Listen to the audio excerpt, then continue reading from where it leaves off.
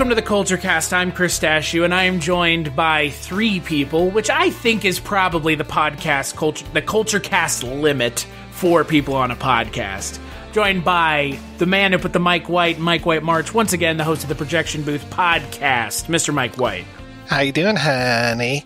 If everybody does that, they're copying you at this point. So you set the precedent. Also joining us are two gentlemen who normally show up here at the same time to talk about the same movies. Screenwriter from the West Coast, raconteur extraordinaire, Mr. Mothman himself, Big Rich Hatem. Hey, baby. I swear to God. All right, you know. That's true. You can't copy Mike. And as always, he is the head writer and operator of PulpSerenade.com, Mr. Cullen Gallagher. Hey, baby. God damn you people. Wow, my basement just flooded.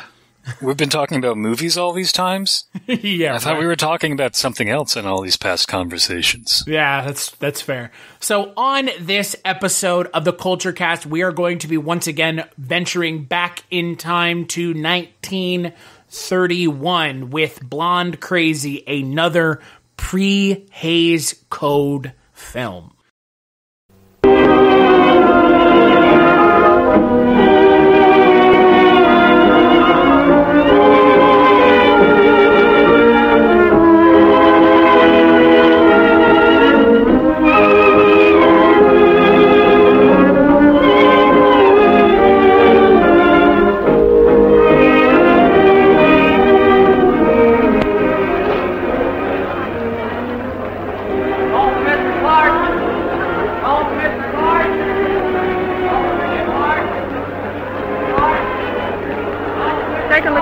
Detective giving us a once-over. You look, babe. I haven't got my glasses. Now, what do you want?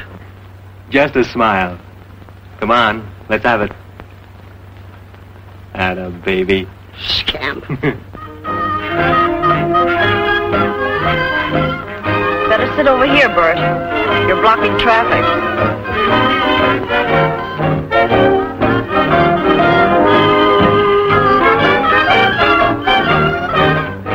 He's dynamite. Everybody in this joint owes him money from those crooked dice of his. Oh, he can't do me any harm. I haven't any money, and I don't shoot craps. Oh, yeah? Well, maybe you have something else he can use. I want you, that's all. Anne, let's get married. That's sweet of you, Bert. I wish you'd told me that long ago. Why? It's too late now, Bert. These look mighty nice on you.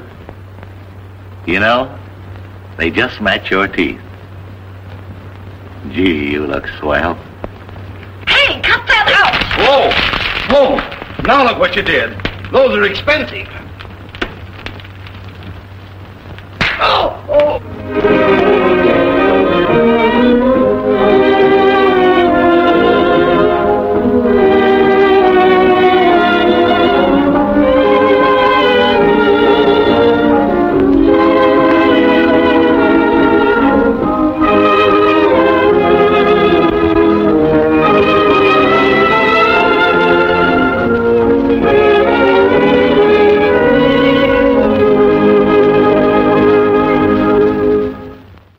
So before we start talking about the film, Mike, as always, I'm going to turn the floor over to you for a minute to talk a little bit about why we're going to be talking about Blonde Crazy. This is one of those that when I was doing my research on pre-code films and said, what are the best pre-code films? This came up several times.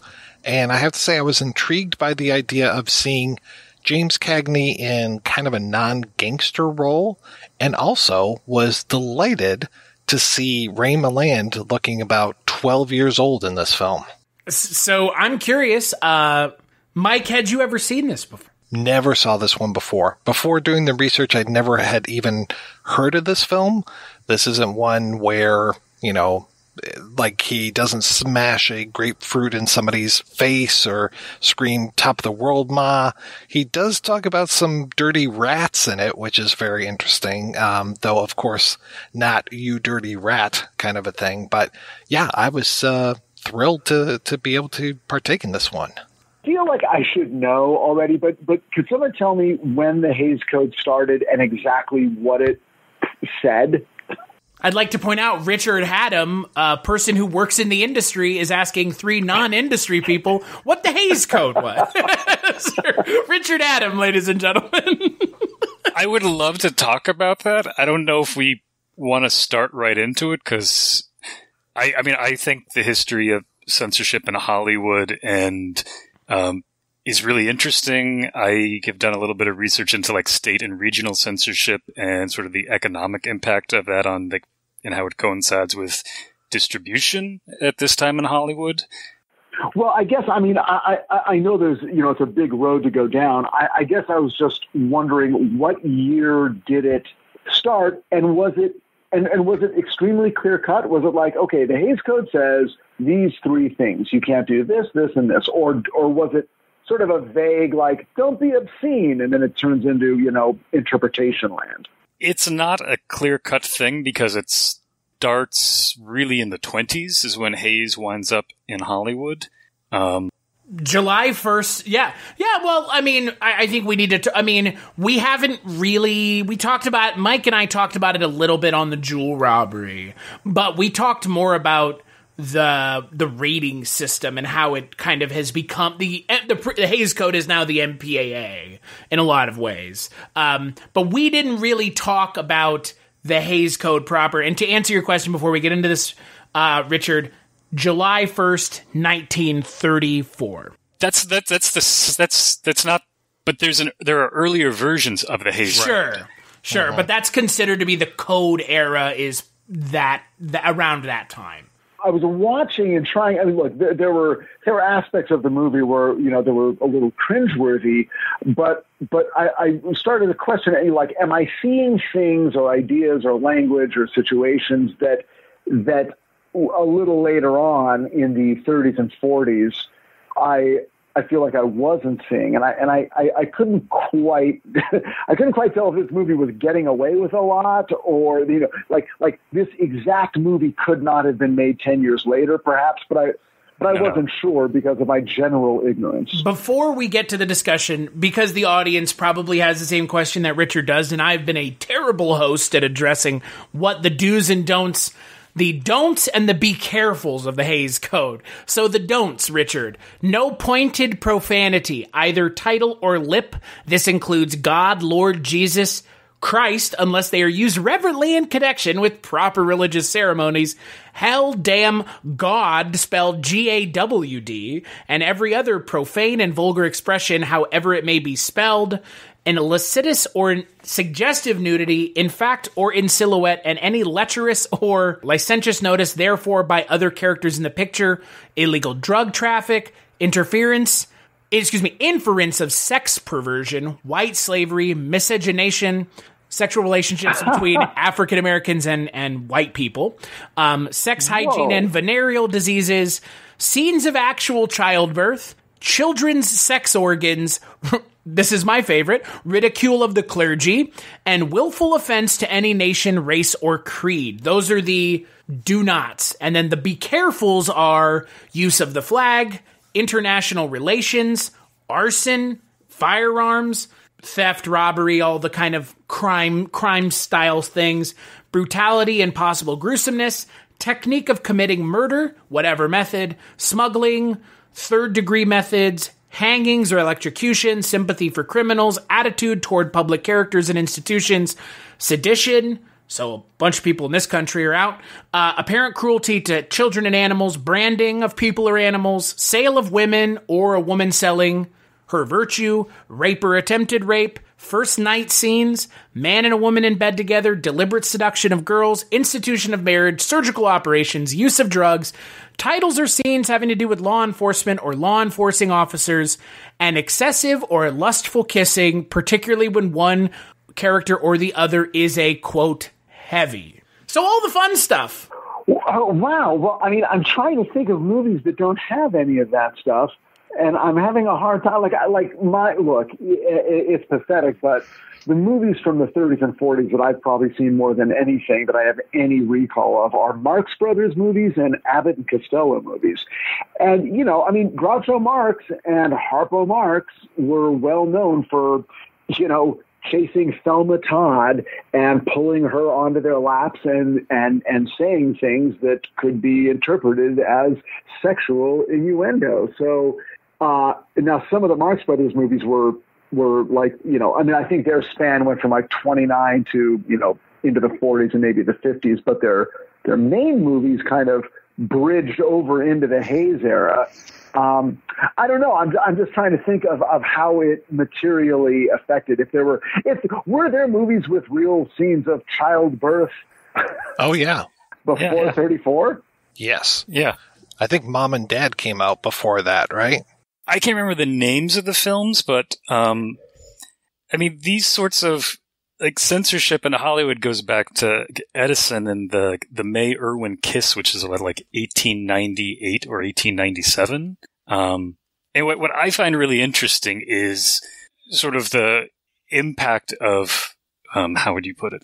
You know, protest to these movies on the, you know, economics of Hollywood. There was also the bad reputation that Hollywood got, especially after the Virginia Rapé death. Yeah. Well, yeah, I mean, by the time it gets to that, I mean, I was going to point out that, like, a little bit of scandal is good for sales. But when, you know, back even with, you know, May Irwin Kiss, you have religious groups, you have, you know, civic groups, women's groups. All these people are, you know, trying to object to film content and, you know, either intervene in Hollywood or, you know, block people from getting into the theater. And once, you know, it shifts from like, oh, controversy, people want to see what it's about, to controversy, people aren't going to be sitting in these seats and paying for tickets. That's when Hollywood, I think, started to, you know, shake in their boots, being like, what the fuck are we going to do? And yeah, Mike, you point out, like in the 20s, you know, with Virginia Rapé, there starts to be more scandals. At that point, like the Catholic Legion of Decency was really trying to intervene, and there were bills in Congress about, you know, instituting national censorship. And around that time, Hollywood starts doing these lists of do's and don'ts. They get Hayes, and they keep saying all these things that's almost more like lip service to, like, we're going to start policing our content. But up until, I think, through the 50s, there was still state and regional censorship in the U.S., which really gets overlooked. There's an amazing book, if y'all haven't read it, called Censored: A Private Life of the Movies, that Per Lorentz, who later directed like Plow That Broke the Plains, co-wrote with a lawyer named Morris Ernst. That really goes like region by region and giving examples of how that censorship worked. Well, I would also recommend, there's a documentary called Sickies Making Films from 2018, which talks about specifically the censorship office in Maryland, which was the last one in the United States, as far as I know. So wow. I would recommend that. I've never heard of that. I got to look that up. Yeah, I'm sure, well, you know my friend Skiz. He was the DP on that and was directed by his co-director from Hit and Stay. And, it was like, here's a list of things that you shouldn't do. But yeah, like you said, it's very much lip service. And even though we call this the Hayes Code, I think it's really once Breen gets in where he starts to enforce it in 34. So really, you know, it's called the Hayes Code, but it's really the Breen office that is, once they come in, he comes in, it's just like, okay, that's it. Fun's over. 1934, we're shutting down all of this stuff. So that's why you have weird things like Howard Hawks's Scarface, where you have this tacked on ending of Scarface going to the gas chamber. I don't even think Paul Mooney is there. I think it's a body double, but it's like, hey, nope, crime must be punished. Everybody that does wrong has to get their comeuppance in the end. So here, Scarface is a really good example for one of the problems that regional censorship posed for Hollywood and why it wound up costing them a lot of money, which is when Scarface was released in New York, scenes had to be cut. when it was released in Jersey, it didn't have to be cut. So the New York Times review for when it came out said, everybody go across the river to Jersey and see their full thing. And so all of a sudden you start having to have multiple prints. And with distribution at the time, there were regional distributors.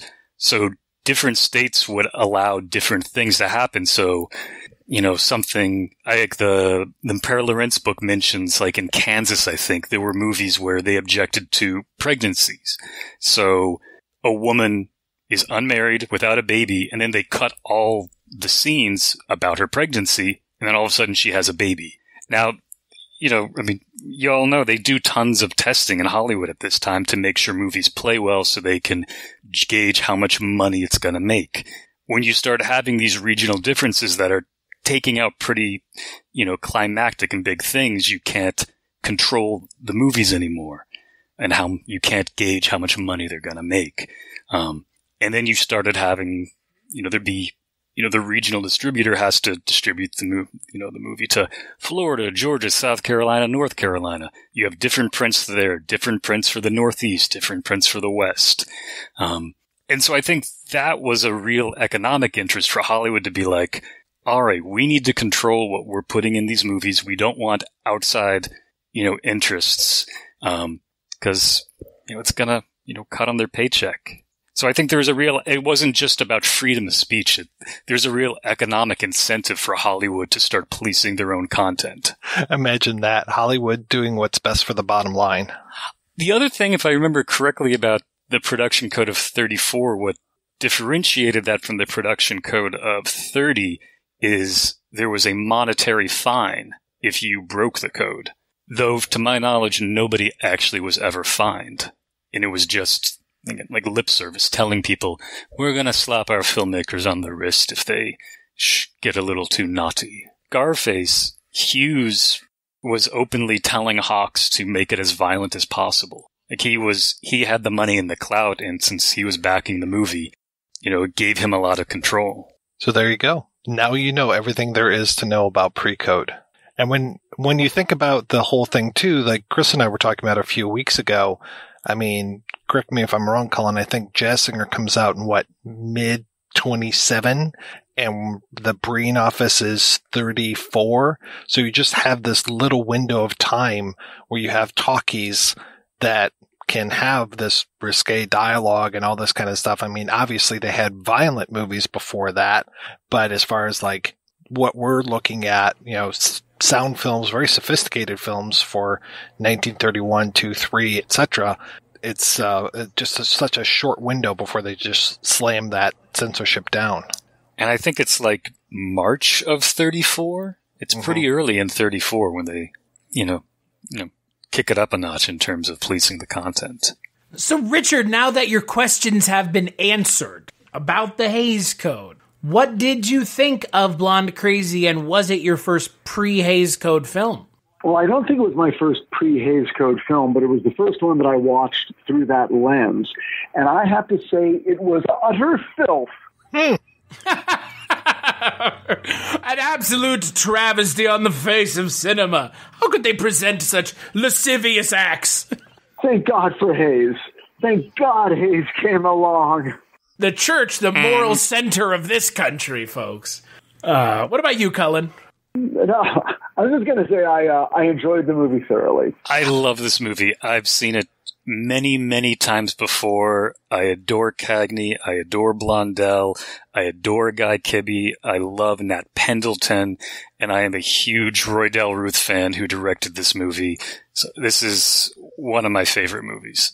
And this was my first time not only seeing this film, but ever seeing a Jimmy Cagney film. So... Really? Yeah. Oh, yeah. I mean, I've said it before. I'll say it again. This era of filmmaking is, of all the blind spots I have, it's probably the biggest one, because as of right now, I've seen 3 or 4 pre-code 30s films, and this is the first time I've ever seen Cagney in anything. Wow. That's kind of amazing to me, because I kind of grew up on Yankee Doodle Dandy. They used to show that on TV all the time. So, and then, and also his career spanned up until the early 80s, so I'm surprised that you didn't run into him by accident at some point. I kind of am as well, given that, like, a lot of the jokes from The Simpsons are based off of Jimmy Cagney's characters whenever they go to that well, and you guys know what well I'm talking about in The Simpsons. It's always a Cagney character that they're doing. I don't know that well. They have, like, a weird well on The Simpsons where they talk about, like, older films, like films this film's age, and it's always, like, a Cagney joke. I didn't grow up watching The Simpsons, so it's very new to me. Well, you're not missing anything at this point. But I knew who he was. I knew his the way he spoke with his very specific way of speaking, and we'll talk about his performance. But I had never seen him in anything, and I know that this probably isn't what he's quote unquote known for. I would assume Public Enemy is more what he's known for, or Mike, like you said, Yankee Doodle Dandy. But this was a fun little film. This is very characteristic of his early 30s work. If you like this, then you have a lot more fun movies like Taxi is so good, which is another Del Ruth written by the same duo. I mean, it's just what I like about this film, similar to Jewel Robbery, similar to Blood Money. The lead, Cagney, is so insanely charismatic that the rest of the film could be terrible, and you would probably still like the film because Cagney has such a charismatic performance. Even if the rest of the film wasn't great, which this film that's not the case, his performance, I feel like if I saw him in something else, probably be able to carry it. You'd be able to get more mileage out of it than with some other folks who aren't nearly as charismatic as he is.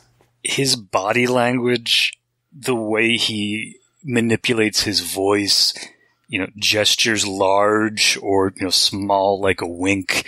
His whole body, like, approach to acting is just, to me, like, so impressive, especially in 31 when a lot of other actors are still figuring out, what do I do in front of a camera now that there's a microphone? Yeah, he's so powerful in his look, in his demeanor, and like you said, Cullen, in the way he says things. Like, you can't look away. You really can't. He's just so, in this film, he's charming, obviously, but, I'm sure he's not charming in everything, but in this film, he's just so damn charming, too. Even though he's playing the role of a criminal. But he's a lovable criminal, and he's not the bad criminal.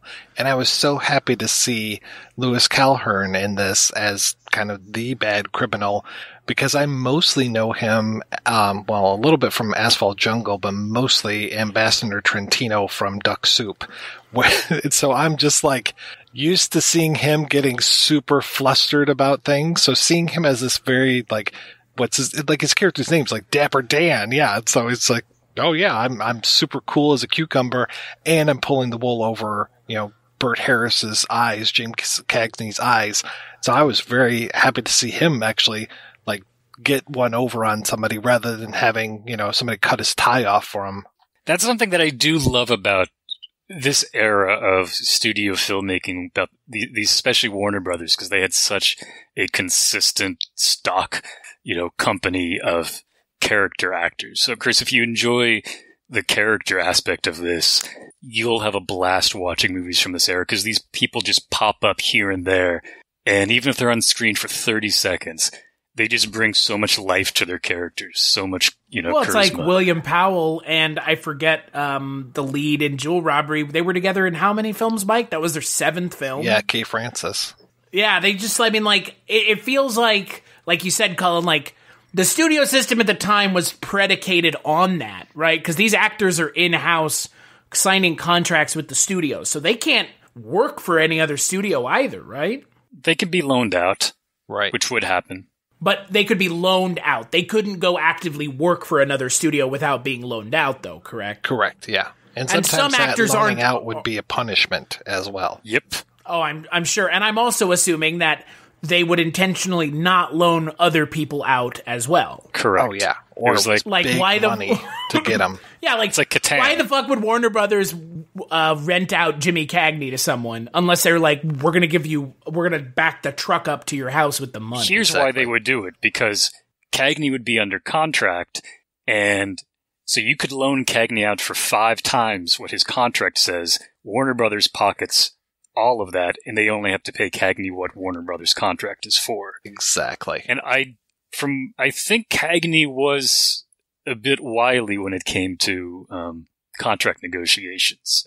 Well, it is interesting that in his entire career, he was only in, I think, 69 films. And it's like he's such a luminary of old Hollywood. And you would think, because you look at some of these other guys and it's just like, oh yeah, he was in 155 films, 200 films. I mean, even, we were talking about Nat Pendleton. He was in 114 things, as opposed to Cagney, who's just, not even 70 movies. It's like, wow, that's amazing to think of.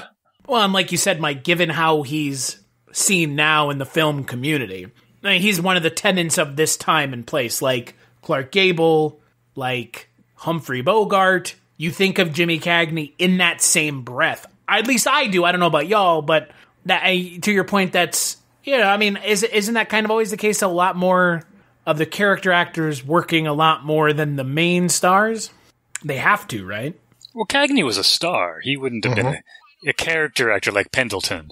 Yeah, well, I'm talking about Pendleton, who had a lot more. I see, yeah. Yeah, but to your point, Mike, like, I don't know. I mean, isn't Cagney one of, like, the 4 names that gets mentioned for male actors from this time period? Yeah. And he's one of the, even when I'm a little kid and I don't know who James Cagney is, you see people do impersonations of James Cagney all the time, wherever, cartoons, on late shows, on variety shows. So he's just like such a part of pop culture. What's funny is if you imitate a gangster from a 30s film, you're just doing a Cagney impersonation. Right. Unless you're flipping a coin and then you're doing, who is it, George Raft, right? And you're probably not even doing James Cagney. You're probably doing Frank Gorshin. Exactly. Yes. Yep. We should mention, though, that the people who wrote Blonde Crazy also wrote The Public Enemy and sort of became Cagney's, go-to writers for about the next 5 or 6 years of his career. Well, I mean, it shows, given how well this is written, how tight of a script this is. I mean, this, Mike, similarly to last week, is another over 70-minute film. And unlike The Divorcee, I wasn't checking my watch during Blonde Crazy. No, same here. I had no idea which way it was going to go, which was really just such a pleasant surprise and such a pleasant way to spend an evening being entertained by something where you're just like, oh, okay, I didn't necessarily see that happening, and that this character did something a little bit out of character for themselves. So all the way up until the very last shot of the film, I was left guessing. Yeah, I would definitely echo that it was, that I guess by the time it ended, then, and almost based on the way it ended, I then looked back and said, well, then this was a love story or a romance of some sort. Even though there was crime and there was some comedy, it sort of ended on the note of, this is sort of the state of their relationship. And it was a melancholy state. It didn't end in a marriage, so it was not traditionally a comedy. But also the feeling of not knowing where it was going. The first 10 minutes, there was that moment of, okay, this guy's a piece of work. I'm not, he's coming off a little like a predator, and I'm not a little, Richard, a lotta. Yeah, but it's sort of like, well, okay, I get it. This is sort of, okay, well, he's, he likes the dames. Okay, I get it. And then it sort of settled into what it really was, which was, he's not just, a stalker. He's a schemer. And first and if he doesn't have a monetary scheme, then he'll just amuse himself with an everyday scheme to pass the time of day, which is, I'm attracted to that blonde. I think I'll get her a job at this hotel, even though there's a few hurdles I've got to go over. And then that part of his personality becomes dominant, and we understand, he just loves putting one over on somebody. And then that aspect gets bigger and bigger and bigger. And I like that. Like, I like that about his character, is that he is always looking for an angle. I like those kinds of characters. And Mike, you guys kind of brought up how this film goes in some different directions and maybe doesn't just go very straightforward like, the Divorcee kind of did. I actually liked this ending, Mike, given how much I've disliked the last two endings that are kind of in the vein of this one. Because this one is still kind of in that same vein a little bit. But yet I think it works immensely better. Because this is the only logical place this character could be at the end of this movie, is in jail. Yeah. Well, not only that, but in jail and pining for her, it's sort of what we're watching is a guy who loves to scheme, but his motivation for doing the schemes evolves. It goes from just doing it for money to doing it for her. To get the money back that he lost, to make her life better, and then to make her life better, and then we see her. She makes it pretty clear. There's two things in life I avoid, and they're both jail. But then we see her kind of. It's like, well, but then she goes out on a limb for him, either to get to sort of get his back when he's been conned. So we see them sort of drifting further and further into this life of crime or con games to sort of help the other one in their time of need for whatever it is, until it cannot be sustained and someone pays the price, and that becomes the ultimate show of love and devotion, and is recognized as such when she visits him in jail. I was kind of surprised that he got nabbed at the end. We talked last week about blood money and how our main character gets away scot-free, and we saw that in Jewel Robbery, and I thought for sure he was going to get away with it at the end. That was like one of the big things of pre-code films, is that, he's kind of a bad guy and he gets punished, and really he's our hero, and so I would think he shouldn't get punished. I would think that he would be out and succeed at the end.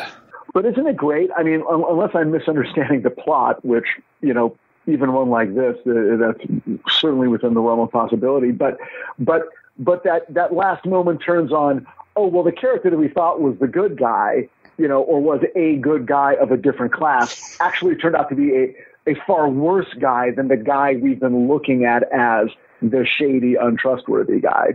Mm-hmm. Yeah. So it's like he can still be as colorful and charismatic as he's been throughout the movie, and yet at the same time still ultimately earn the top place in her heart by proving that even with all of his, shady ways, he still has a core of morality that the other guy doesn't. He can still be a working class hero. He comes from, nothing, gets to the top, but still he manages to get out and find his sense of humanity. But all these other people who have money, like Ray Milland, he's just as crooked. He's even more crooked than anybody else, because he not only, as you pointed out, Richard, he has these really impure, reasons for doing these crimes. He's exploiting people. He's lying to them. He's screwing them over. What's the easiest way to make a bad guy look like an anti-hero is just have him go up against someone who's worse than him. Right. Yeah. You have those characters, and they're terrible, but they're not as bad as the really bad people. And Dapper Dan looks like like you guys said, a well-put-together guy. He's the worst character in the entire film, I guess. Though you could say the lascivious old man at the beginning is, or her husband, Anne's husband at the end is probably the worst. Yeah, I think Ray Milland he takes the cake. He takes the cake. Yeah. Well, it's because, I guess it's because he doesn't get his comeuppance in the end, or he does. He's rich, he's privileged, he gets away with it.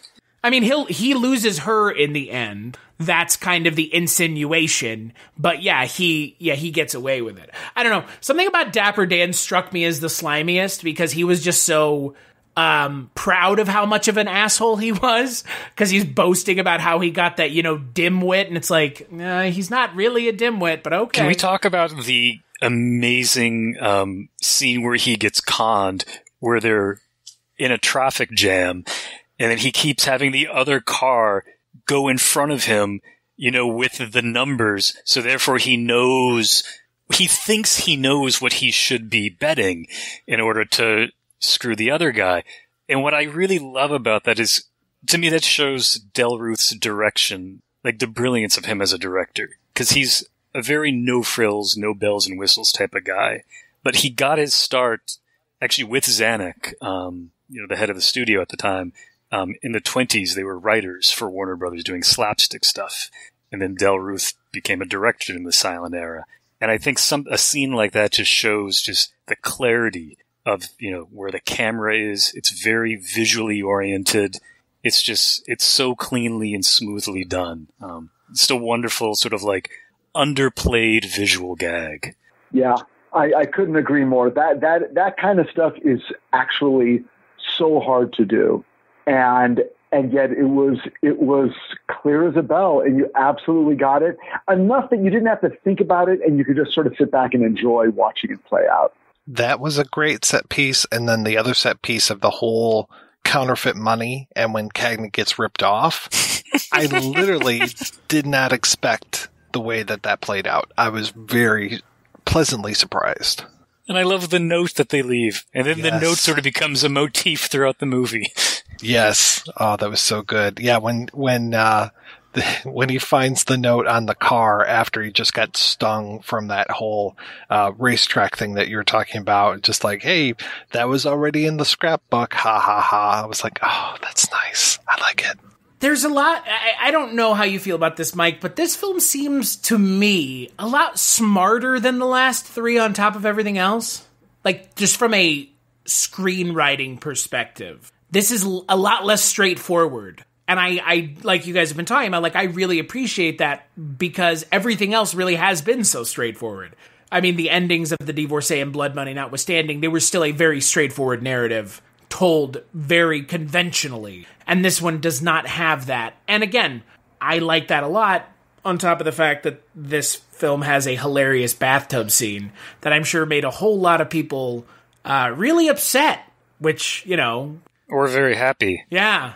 He almost sees her in the bathtub. Well, there you go. There's your pre-code. There's the But we right do, there. which is great. The way that the camera is set up, it's like, we're privileged, but he's not, which is kind of nice.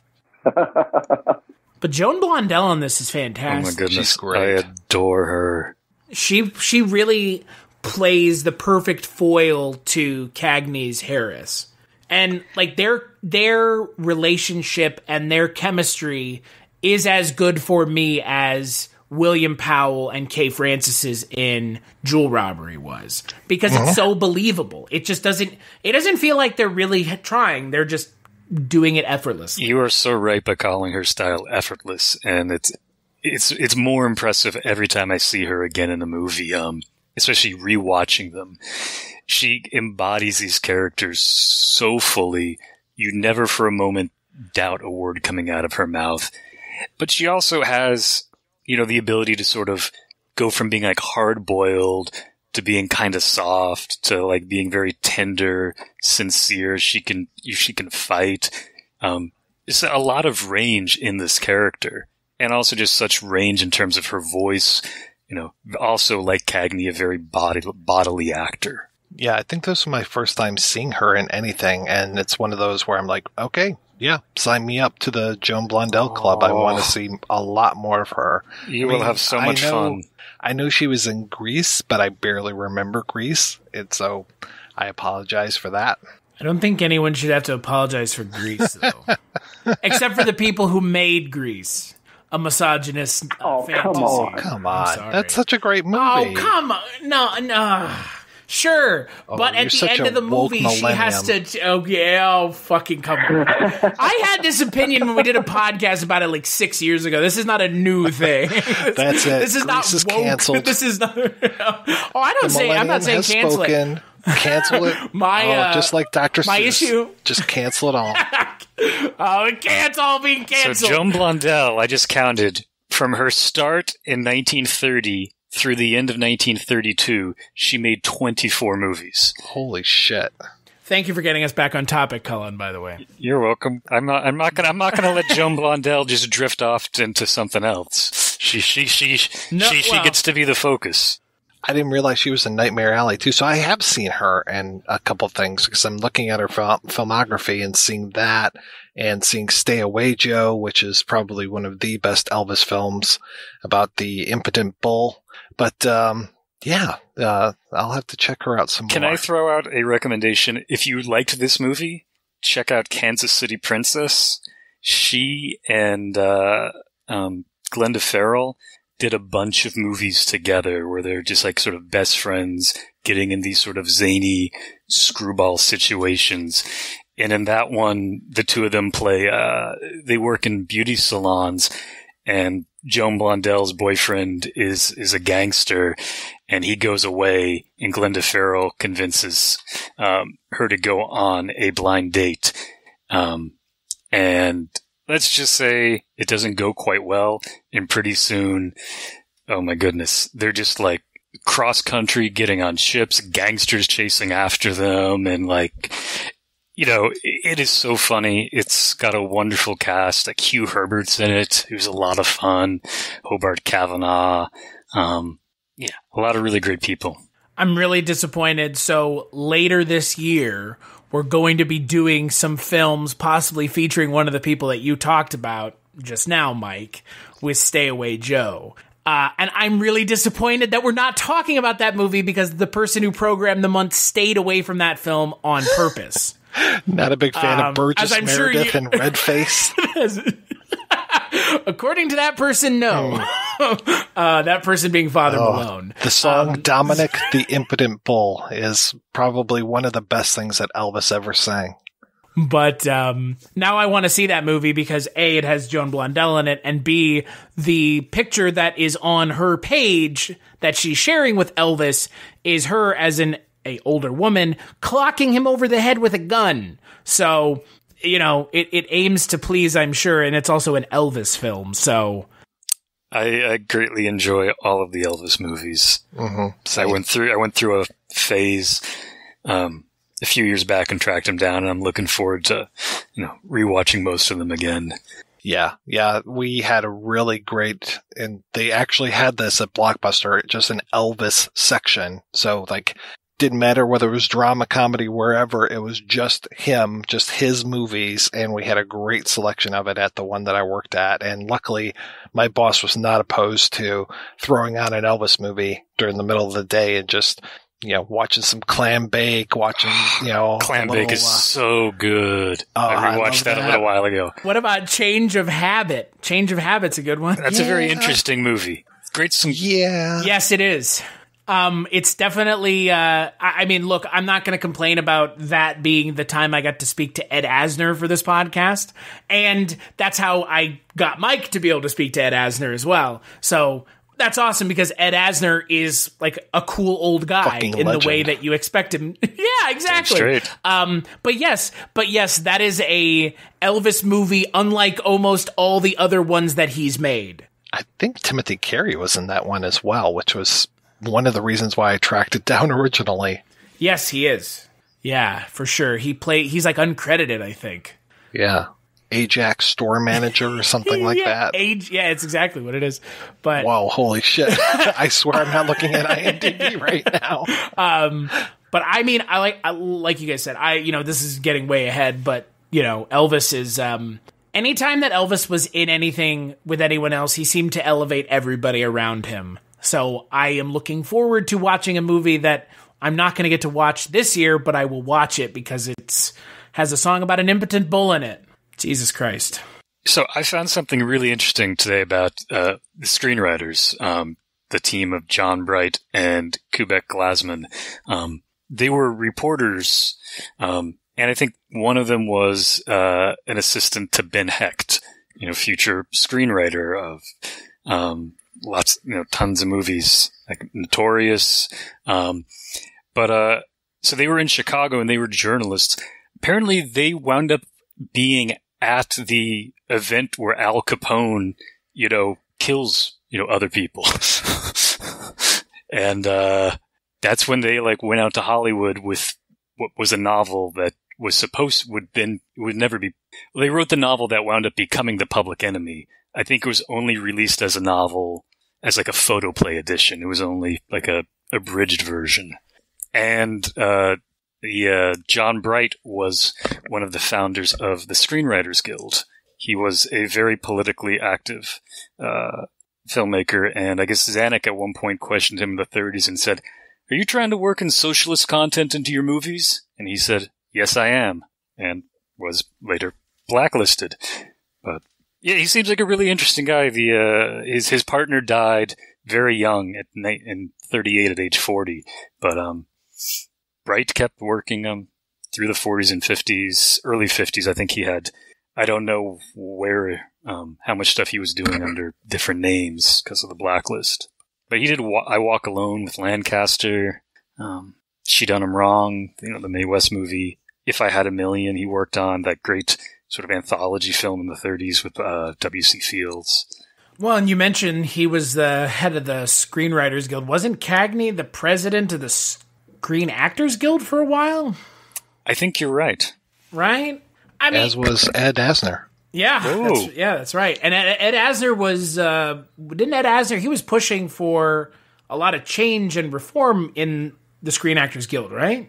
I think so, yeah. Yeah. The old school Hollywood and everything is just, it's so far removed from what's going on now, but yet at the same time, it's the same shit. Like, it feels like a different time and place, but yet I can't help but feel like it's probably the same nonsense still going on every day. Well, yeah, for sure. It's like any other business. There's no sentimentality, and even more so now that they're just arms of other larger corporations who have even less interest. I mean, there was a time maybe in the 70s where the people who were running studios had come up through other artistic endeavors, and they were kind of the last word, far more so than now, where it really, and it's going quarter to quarter. It's just like, well, what's happening, in the next 3 months, and you have to answer for things, and it gets, it's as cutthroat as any other business. And bottom line driven. I mean, aren't most of the studios? I mean, Warner Brothers is owned by what, AT&T, right? Disney owns everything that has Fox to do with it, at least 20th Century Fox. Universal is what, Viacom? I mean, are there none of the? I mean, a lot of the houses are all gone. A lot of the old, distributors are gone in the way that they used to be. They're just, like you said, Richard, just an arm of an octopus, of a very big octopus. Yeah. Like there's no. I'm trying to think of MGM, but it's MGM UA because there used to be a UA. But I think there's I mean. Yeah, it's as you say, the same old nonsense. But what makes that hard to perceive is people like James Cagney, who, I mean, the product of Hollywood is so magical that sometimes you do forget that. Oh yeah, no, it's all about money. It's not just people trying to make each other's dreams come true. That sort of happens accidentally, as a byproduct of doing all this. But that's not what we're here for. We're here to celebrate the people we love. I'll just give a plug for more Del Ruth movies, because he does not get talked about enough. Life of the Party from 1930, fabulous, early screwball comedy about two women who wind up, through a con running off to Havana with a ton of dresses, and then, people chase after them down to Havana, and Charles Butterworth owns a horse, and Charles Butterworth is if y'all haven't seen him, just is one of those comedians that it's like he has one character that he plays, and that character sustained him for a career. He just is almost as like it's in another world, like he's like you're talking to him and he's talking about something completely different. Really sort of funny, scatterbrained actor. I adore his early version of the Maltese Falcon, which is sometimes called, I think, Dangerous Female. Taxi with Cagney from 32 is great. Mind Reader is a lot of fun. It's that and the sort of like con artist. story with Warren William. And let me confirm, yeah, it's written by Wilson Meisner, who I think was like a real-life con artist and has like connections to Jack London. I need to go back to that. Lady Killer with Cagney is fabulous. His version of Bulldog Drummond from 34 also has Butterworth, which is terrific. Really just like the 30s for Del Ruth. There's so many good movies. Then he continues into the 40s and 50s. He does what I think is the first Allied artist movie. It Happened on Fifth Avenue, which is about a bunch of homeless people who break into a mansion one winter, assuming that the owners are going to be away. And one of the owners comes back and finds all the hobos. And he's like, well, I'm the owner of the house. And they're like, we don't believe you. You're just one of us. And he just goes along with it and lets them live there and pretends to be a hobo with them. Nice. What? Yeah. What's the name of that one? It's called It Happened on Fifth Avenue. I think we need to find a time to watch this movie. It's a very, very cute, like, holiday type story. It's a lot of fun. Anyway, I adore him. And his son is a famous cinematographer who did, I think his first feature was Motel Hell. And then I think he wound up doing a lot of like Studio 60 and West Wing. He's still working. Well, if it was Motel Hell, I might have spoken to the guy. Thomas Del Ruth. He does a good job. I mean, this is a well-directed film, as the last three films have been, you know. And the stuff that he did in this film, I think, kind of outclasses the last three. But, I mean, the last three were competently done, so it doesn't really matter, you know. No, I don't think anyone was expecting them to do any sort of tricks or unique camera work, but I appreciate it in a film like this, because we've kind of already talked about it. Richard, what would you give this film out of 5? Well, 5 being the most perfect film ever made, I'm going to give this one, I'm going to give this one a 4, not a 4.5, but I'm going to give it a 4. I thoroughly enjoyed it. I would watch it again. Maybe I'll give it a 4.5. It really, but I would say if I give it 4.5, then 3.5 of that is for Jimmy Cagney, and then the other full point is for every other wonderful thing about it. And don't forget, guys, the first time Richard gives a 5 on this podcast is going to be when we talk about the Mothman prophecies. So he's waiting. How dare you? Oh, come on. Cullen, what about you? I'll go the full 5. I think it's terrific. You know, it's 71 minutes. It's a lot of really great stuff crammed in. Not a second wasted. What about you, Mike? Yeah, I think I'm going to have to go with a 5 as well. I really enjoyed this movie, and I can definitely see myself watching it again pretty soon. Yeah, I'm going to give it a 4.5. It's a lot of fun. Like I said, you guys have said more than I actually could at this point. So it's, I will say that this has continued to give me a reason to want to search out Cagney, because before it was just, I assumed he's got to be a good actor given how much he's talked about.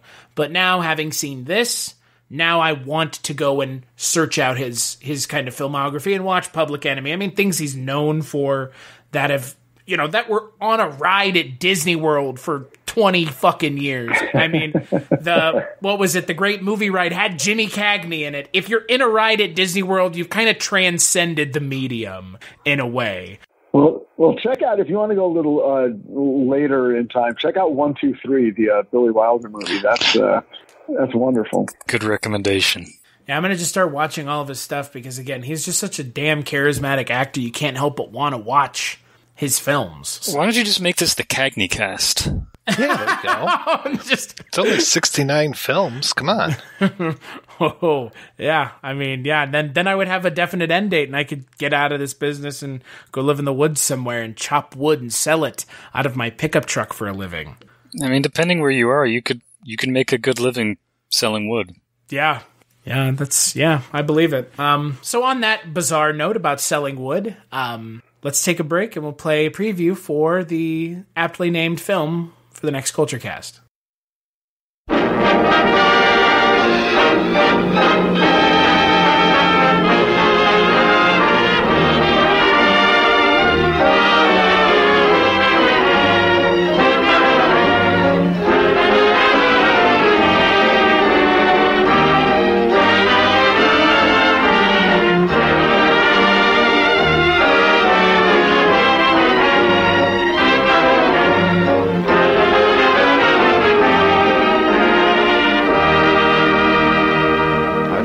understand you, Vivian.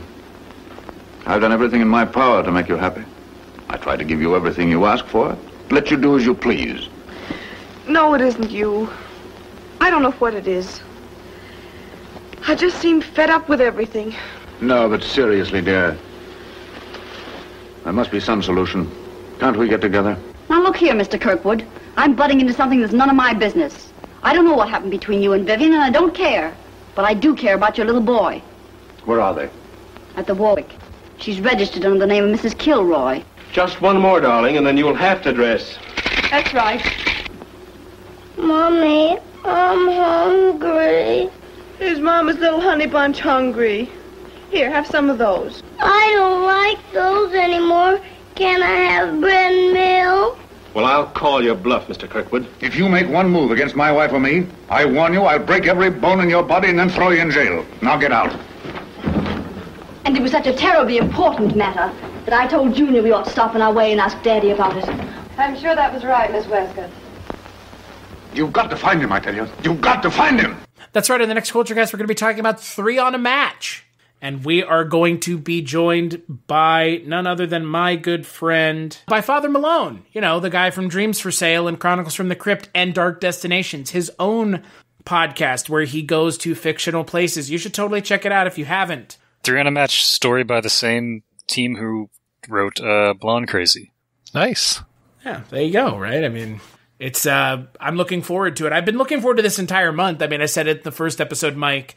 This month has been really strong. Not like I expected anything less, you know, given your choices have always been either really fun or a kick in the teeth, but a good kick in the teeth. So, when you're not here, Mike, for Mike White March, or when you're guesting, where can people find you? Well, you can find me over at the Barney Miller podcast, The Life and Times of Captain Barney Miller. Or you can find me and Richard and Chris talking about Rankin Bass films at Rankin on Bass. And you can always find me at the projection booth, which is available at projectionboothpodcast.com. What about you, Cullen? I'm still over at pulp-serenade.com, blogging about Daykeen. I'm going to be blogging about that guy for a long time. I just found out today his dog was named Boom Boom Beelzebub. Nice. 3 names for your dog? Boom Boom Beelzebub. Wow. It's a heck of a name. Wait, you don't have multiple names for your dog? I mean, I do have multiple names, but they're all not just one name. What is your dog's name? Well, there's when you come to like a show dog, it's like, Chance's Last Score or something like that. Oh, but, Jesus. When it comes to, I mean, you make up little nicknames for your dog. You get this whole thing. So Katie Bug Butt kind of thing, What about you, Richard? Where can people find you? What's your dog's name, Richard? Yeah, what's your dog's name? Well, I got 2 dogs, Bowie and Luna. Oh. And then we've got 2 cats, Monkey and Stormageddon, Glorious Diamond of the West. There you Whoa. go. That's an epic name. It was, you can tell the whole family was involved when you get a name that long. So, we couldn't figure it out. So, but anyway, well, when I'm not here on this podcast and when I'm not ranking on Bass, I'm working hard at the down on Titans Road, trying to get that Titans season 3 just perfect for you guys. I don't know what you're going to think of it, but I just want everyone to know that we work really hard, and it's really hard to do this and get up in front of everyone. So just don't make fun. Richard, don't hurt us, please. I mean, come on. If someone hurts you over a TV show, it's it's your fault. People the fans take their DC material very seriously. As someone doing a podcast about the Snyder Cut in 2 days, I wouldn't know anything about that. Yeah, I was about to say we're about to step into the 7th circle of hell on Thursday. We're painting. Not only are we doing a podcast, we're doing a live video podcast on the 18th when it comes out at 9 Central. So we're painting a giant target on ourselves because we're not only talking about it when it comes out, and we're talking about it on video. So they're going to call us, you fat fucks who don't know shit about Quick Stroke or whatever bullshit DC character. Ketchup Man, Condiment King, excuse me. Oh, hold on. There's no character named Quick Stroke. I know there's not. But there should be. Let's make that super clear. Let's be honest. If a comic book publisher were to have a character named Quick Stroke, it would probably be DC. That was my nickname in college. Yeah, right. Oh, there's old Quick Stroke over there. The ladies call him Mr. Speed. He's got the speediest hands in all of town, I've heard. Oh, God. That's right. Yeah, no, I'm not looking forward to it. But yes, Richard, the fan bases of comic book movies are a little much. Yeah, you know what? All we're looking for is engagement, as I always say, engagement.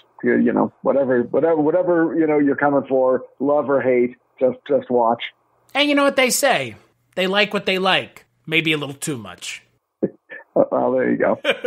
I mean, hey, I don't know why you would threaten someone if you didn't like something so much you felt like you needed to threaten someone over it, so. I fucking love Star Wars so much I would have killed George Lucas because I hate him. What? No, calm down, please. As for me, you can find me on Twitter at Christmas Claus, culturecast.com, patreon.com/culturecast is where you can find all those things, Patreon, my Twitter, the website for the podcast. Big thanks as always to these three dudes, especially Mike, for programming the month, and we'll catch you on the next episode.